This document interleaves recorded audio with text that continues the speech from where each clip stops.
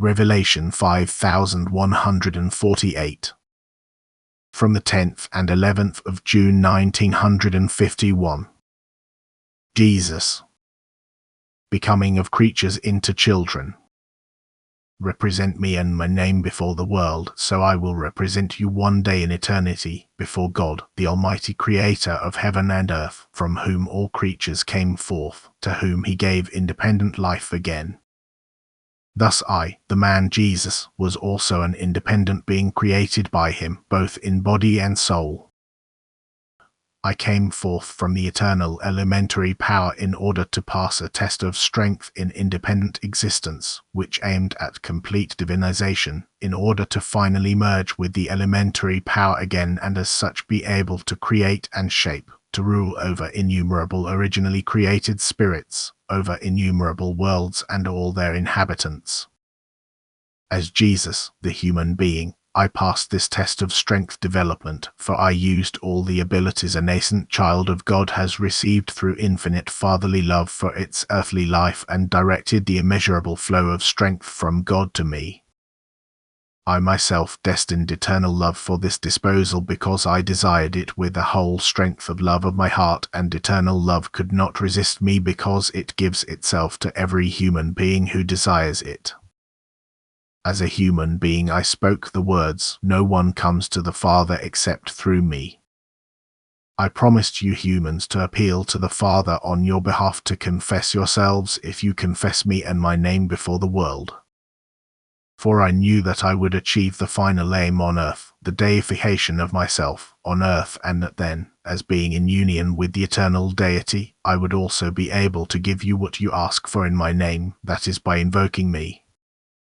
For my Father and I are one. The fire of eternal love has consumed everything that still stood in the way of a complete union. Body and soul had spiritualized themselves during my life on earth and had become the same substance as the eternal and infinite spirit of love from whom everything emerged. As the human being Jesus, he worked in me and I worked out of him and with him. But what worked was his spirit, the eternal, inscrutable spirit of love, which is unlimited, which therefore was not bound in any form, that which controlled all of infinity, which was strength and light, love and will, and which expressed itself in the creation of countless spiritual beings.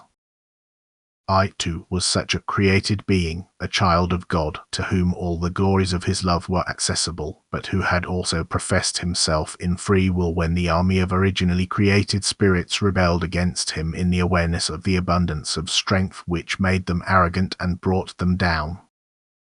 I had emerged from God's emanation of love which powerfully drew me to him. I was set free as an independent being, but again and again I was drawn back to the original source of strength, which made me blissfully happy, and yet I was not able to see it. Yet I also saw the spiritual apostasy. I saw how the divine strength of love emanated into countless creations, and I knew the purpose of this creation, which was to serve the return of the fallen spiritual. And my will of love became overpowering to involve myself in the redemption of this fallen spiritual being, to create opportunities for it to take up the position again which the spiritual being had voluntarily left.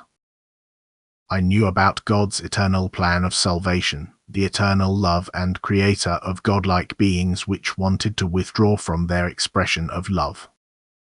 They voluntarily left the association with God and thereby forfeited their divinity. Consequently, they became powerless and lightless, and this powerless and lightless spiritual substance, which had fled from God's love, hardened into solid substance which was still spiritual in itself but incapable of creating and shaping activity. But eternal love seized this substance and shaped it according to its will into creations of the most diverse kind. Again, God's immeasurable love was at work, and his wisdom determined it to integrate the spiritual substance wanting to escape from him into a process of change, the aim of which is the complete return of this spiritual substance to its origin.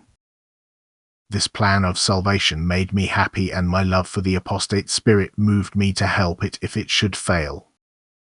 I knew about my mission as the man Jesus from the very beginning because I offered myself for it, but I also knew about the union with divine love which was to crown this work of mine.